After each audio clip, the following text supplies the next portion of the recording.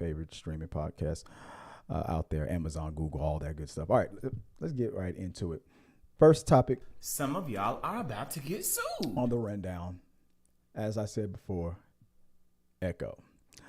Now, I saw the trailer, and to go over this bit by bit, I mean, right from the beginning, man, I like the fact that it was narrated by Wilson Fisk, and they didn't have him in that Tropicana damn suit anymore.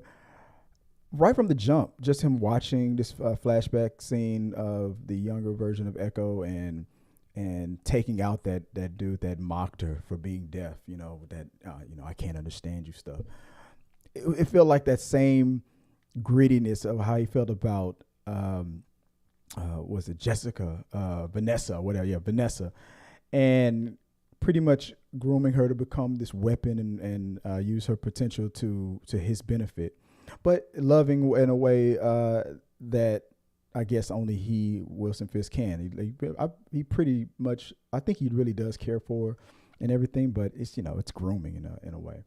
But right off the jump, like this shot right here, the shot up in the neck, man, it really proved that this was a rated mature on Disney. On Disney Plus, we're gonna have so it's going to be rated MA. It's their version of R, but not necessarily what you would consider something that would warrant an R rating for the theater. So MA mature can for television, that's borderline R, between definitely more PG-13 than anything. So it's still kind of in the vein of what Disney Plus provides, but this to me had a Netflix, for me, very Netflixy type of feel. I mean, it felt like the reasons why they had to go back to formula with Daredevil is probably because it wasn't matching with what an amazing job that they look like they're doing with Echo. And that's a very weird thing to say, because everybody was planning for Echo to suck because of how she was launched, how she was introduced in Hawkeye. Hawkeye gave mixed reviews, and the Echo character, it just was not a great way to introduce this character. And the way the vibe and the whole feeling has changed, and what's going on with and how people are feeling about Echo now, based on one trailer. The trailer did its job. It's supposed to get you pumped, get you excited for it, and get your confidence built up for the upcoming series or movie or anything like that. And it did that. It totally did this. We know that this is not the same Wilson Fisk. It's not the same Daredevil that we got at Netflix, but it's the same spirit. It feels like, at least that's what the trailer gave you. And in one trailer, and it didn't tell us anything new that we already didn't know from Hawkeye, what we were given for this character. If you know anything about the Echo character from the comic books, or if you don't, we pretty much got the same information. We got more information from this trailer. We got more of a sense of a tone that is best suited for a character of the caliber of what a Kingpin can provide you, a protege of the Kingpin.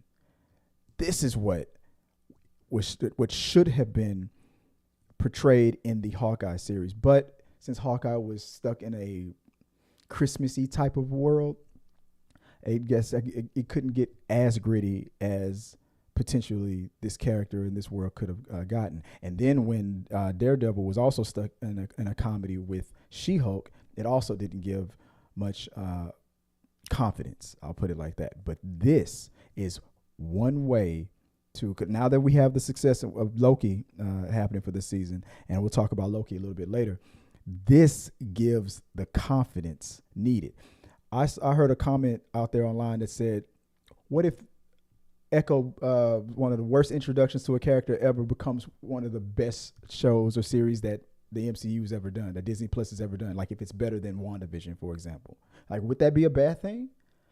I mean, for Echo to have such a bad introduction to now be in the conversation from one trailer to being possibly better than WandaVision. Like, y'all fools pump the damn brakes for a second. All right. So that's not happening. And like I said, if you guys are watching live, comment below what you are thinking about, what you thought about the Echo trailer, because your comments are going to pop up on the full screen. I'm monitoring the chat.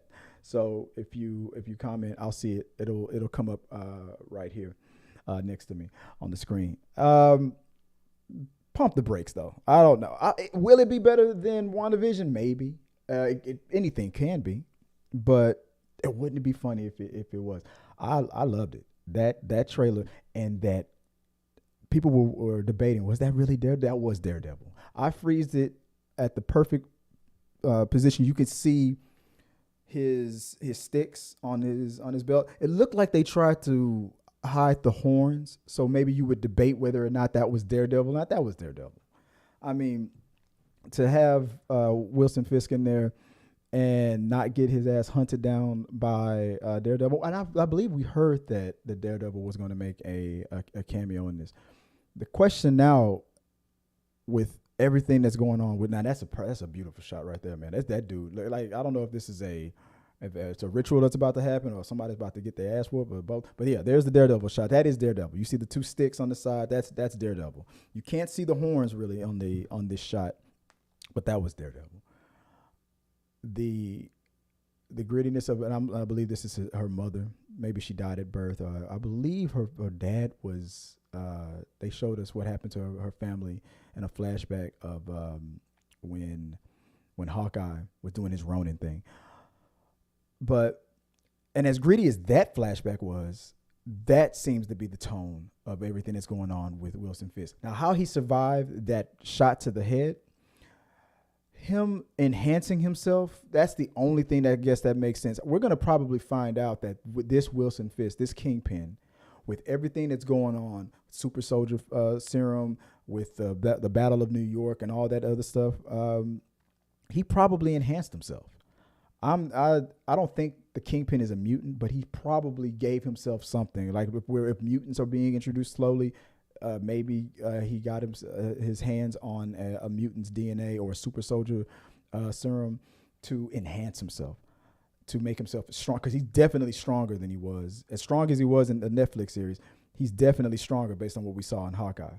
And to survive a shot to the head, no, he's enhanced himself somehow. So I'm looking forward to it. I'm glad it looks like they've gotten back to the spirit of what he was in the Netflix series. If this is mostly just a surrogate, kind of a father-daughter kind of relationship, and a manipulative kind of master protege kind of thing between Wilson Fisk and Echo, I think this could be a very dark, gritty, and very the tone of this could be something awesome, could be something amazing, and I'm looking forward to it.